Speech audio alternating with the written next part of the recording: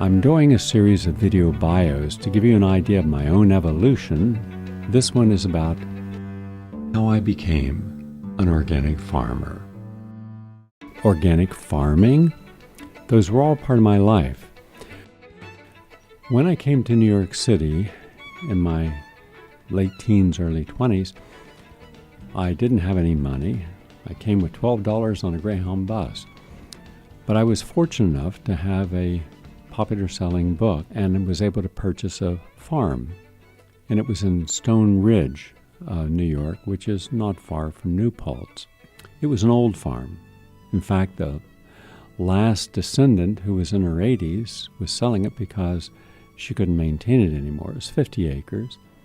So I was interested in organic gardening.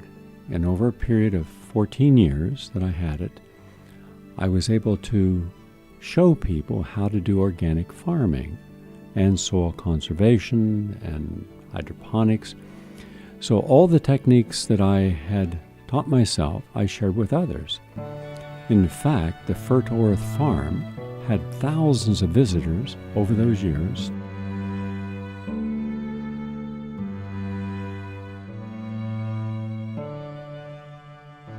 Starting in Memorial Day and going right through to almost Thanksgiving, every weekend I would teach people about organic farming.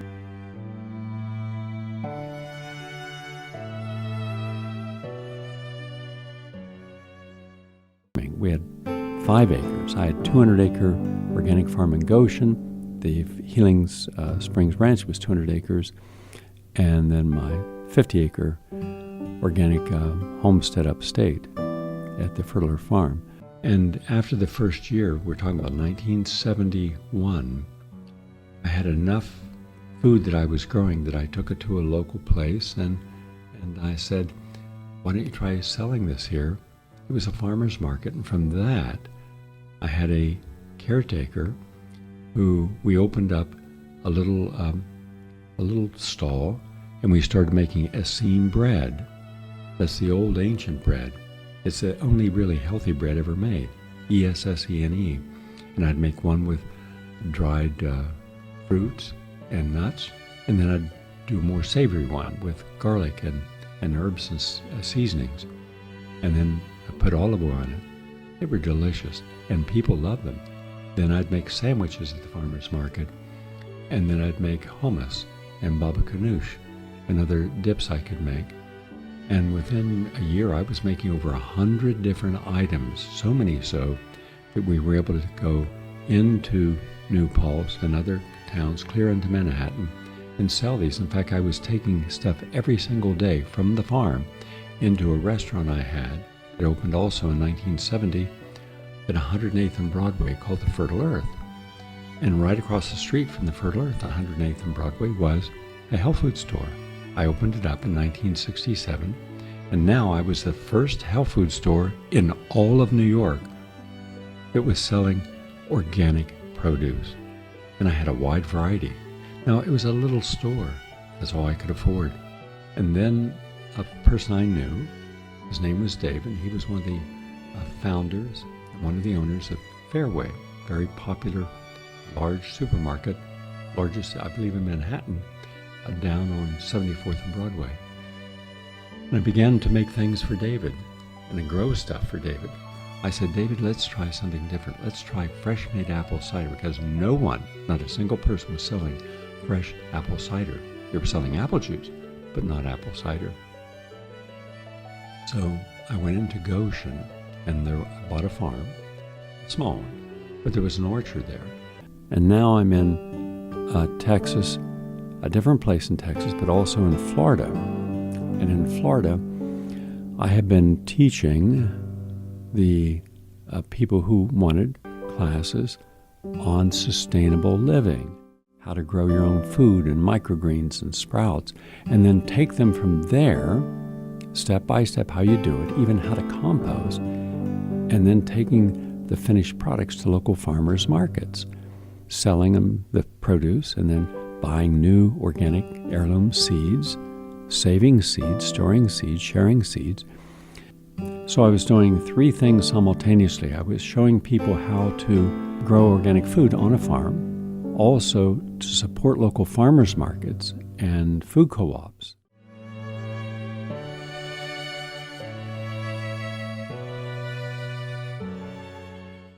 Now, whether you're growing a very small square foot garden, indoor, outdoor, you should ask yourself, what is it I want to grow and why? Now, I'm going to give you an idea of some things. It's just an idea of what you can grow that's fun, that takes an average about, I'm going to say an average about 55 days. And here's what you do. First, you prepare your soil nicely, measure the pH in it, get the minerals in it, get natural materials in it. By the way, cow manure and chicken manure and horse manure, they're great. In fact, anytime you have a horse farm near you, go and ask them, can you take away the manure? That manure enriches the soil, especially after about a year, even 2 years, even better. Now, this is a real easy thing to grow. It's an onion. I have onions growing right here. In fact, you can't see it at this moment, but you'll see it in a little bit. We have probably 100 variety of things growing. I have over 100 different types of lettuce I grow. Could you imagine making a salad with 100 different leaves of lettuce? The onion is special because it has its own natural insecticide built in. This is very hardy. Now, the onion is going to lower your blood pressure. It has anti-parasite, antibacteria. Almost everyone has some form of bacteria in their throat, strep or staph. This helps kill that. So growing onions, eating onions, great for you. And they're butterflies. By the way, I don't know if you just saw that butterfly flew by me, but that butterfly means that there's no pesticides here. Bumblebees and butterflies don't do well where there is pesticides, and I have bees too. I have bumblebees and butterflies. Tomatoes, easy to grow. The key to growing tomatoes is always start with wire hoops. Now you can buy them or you can make them.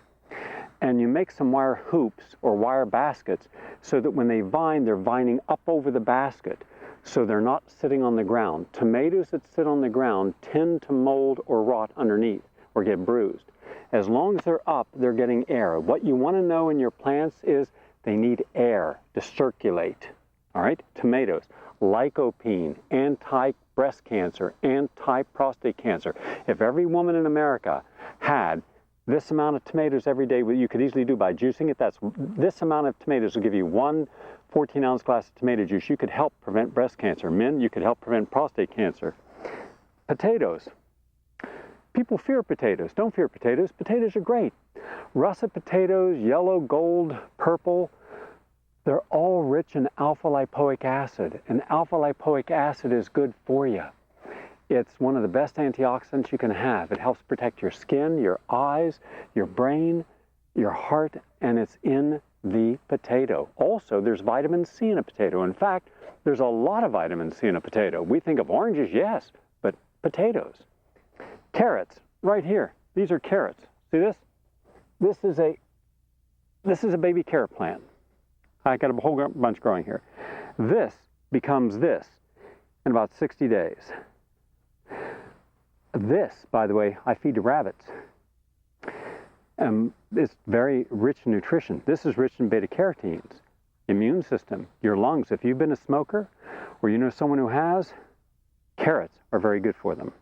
Also good fiber in here. Easy to grow, very easy. By the way, something you may not know, root vegetables like carrots, you don't have to harvest in winter time. Carrots will stay underground, perfect, all winter long. All right? You can harvest them when you want. Celery. I have celery going down here. Celery is very rich in potassium. It's a natural diuretic. It's a great natural blood thinner. It helps prevent stroke.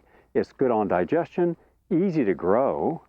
And when it grows, cut it off. And the key in any of these vegetables is get the heat out. Now what happens is if I were to harvest this lettuce right here, let's say I've got some lettuce here. I have to pull it out of the ground. By the way, I never harvest this way. I always take a leaf off. This way the leaf will grow back.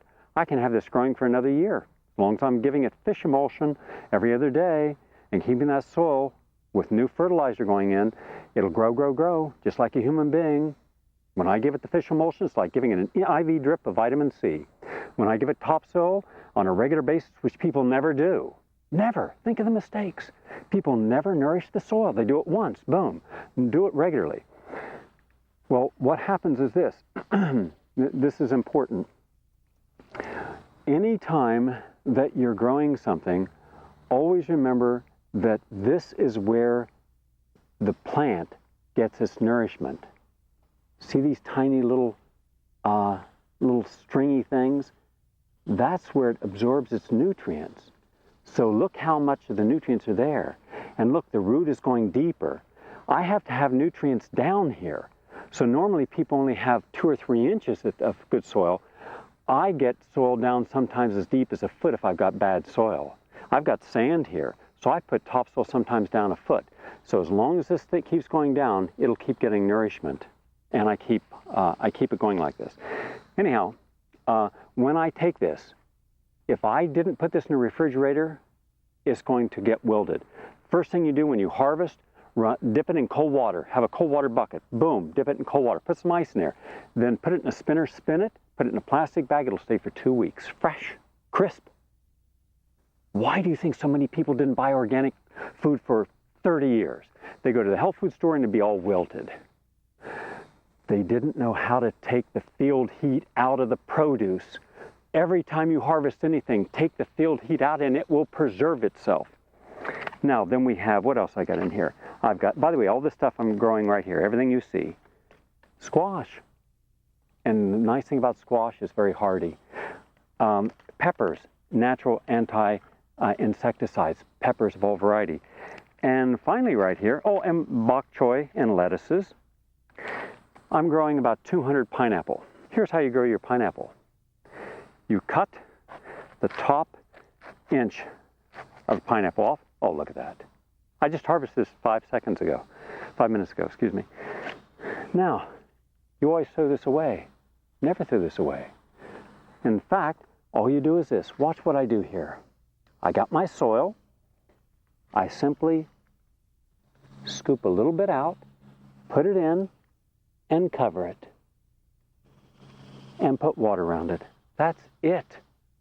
In a year, it takes a year to a year and a half, sometimes 2 years. Be patient. You're going to have a humongous pineapple. And by the way, pineapples don't grow underground. Pineapples go above ground. In fact, a pineapple will come out the end here.